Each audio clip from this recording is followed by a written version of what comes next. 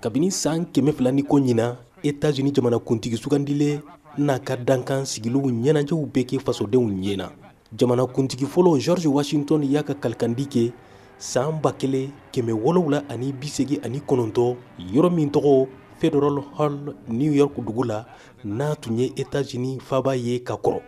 Jamana kuntigi sigi ye waatiba ye États-Unis n'a bɛna ni yɛlɛmaw feerew ye jamana baaraw taabolo la jamana kuntigi sugandilen ka mara kɔnɔ. Jɛkulu min bɛ sariya bulon kɔnɔ n'a bɛ wele comité mixte du congrès pour les cérémonies d'investiture de bɛ jamana kuntigi sugandilen n'a ka dankan sigiluw ɲɛnajɛw boloda kabini san 1900 ni san 1 i n'a fɔ États-Unis sariya sen 20 y'a fɔ cogo min na n'o ye 20e amendement ye.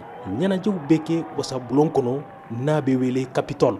Jɛkulu min ɲɛsinnen bɛ jamana kokankow ma k'a fɔ la ko Washington kɛra États-Unis faaba ye san 1808 de la yan ni jamana kuntigi sabanan n'a tɔgɔ Thomas Jefferson ka kalikandi ka kɛ. Kabini o la jamana kuntigi sugandile b'a ka kalikandi kɛ Washington.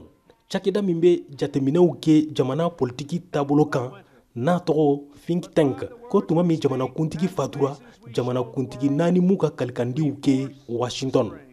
San 1937 la jamana kuntigi sigi bɛ kɛ marisi kalo tile 4 walima a tile 5 de la tuma min ni marisi kalo tile 4 bɛnna kari dɔ ma. Sariya sunba sariya sen 20 san 1933 y'a yɛlɛma ka jamana kuntigi sigi bila janvier kalo tile 20 la. Cakɛda min ɲɛsinnen bɛ jamana kokankow ma k'a fɔ la ko George Washington de ye jamana kuntigi sugandile ye n'a ka sigili ma kɛ janvier kalo walima marisi kalo kɔnɔ. Ale sigira jamana ɲɛmaya la avril kalo tile 30 de la san 1789 la. Donald Trump ka sigili ɲɛnajɛw jamana kuntigiya la bɛna kɛ wasabulon kɔnɔna de la nɛnɛ kosɔn tɛnɛndon janvier kalo tile 20 Washington. Nga jamana kuntigi min ka sigili ni nɛnɛ juguyara kosɛbɛ o kɛra Ronald Reagan de ye janvier kalo tile 21 san 1985 la. O don Washington dugu la midi waati la nɛnɛ sera fo degré 7 ma. Reagan tun jagoyara ka kalikandi kɛ wasabulon kɔnɔna la n'o ye Capitole ye.